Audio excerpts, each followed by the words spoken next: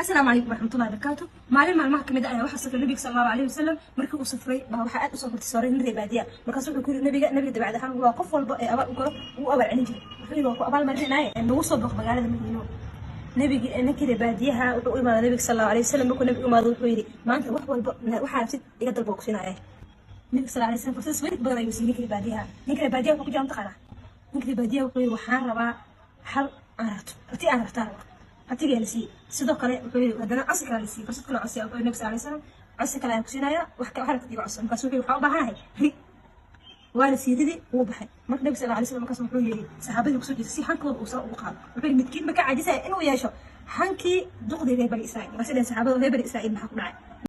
saxaabadu nabi sallallahu alayhi wasallam kusoo jeestay markaas wuxuu yiri midkiin ma ka caajisay inuu yeesho hankii duqdi reer bani israa'iil markaas saxaabadu waxay maxay halka duqdi reer bani israa'iil markaas wuxuu yiri nabi muuse ayaa wuxuu rabay inuu ka guuro dalka masar oo reer bani israa'iil uu ka raro dalka masar oo u raro qudus markaas waxay ka wareereen wadadii meesha ay mari lahaayeen markaas reer bani israa'iil waxay dhaheen waxaan u dhumay nabi yuusuf aan nabad darmo wuxuu yiri hadii aad guureysaan aan meedkayga qaado si aad guureysaan inuu habaala markaas waxay dhaheen waxaa kaliya taqaan hal dug oo magaalada joogto dugdi loo tagay nabi muuse wuxuu yiri waxaan rabaa inaan noo xigtay nabi yuusuf qabrigiisa meesha uu ku xalaayay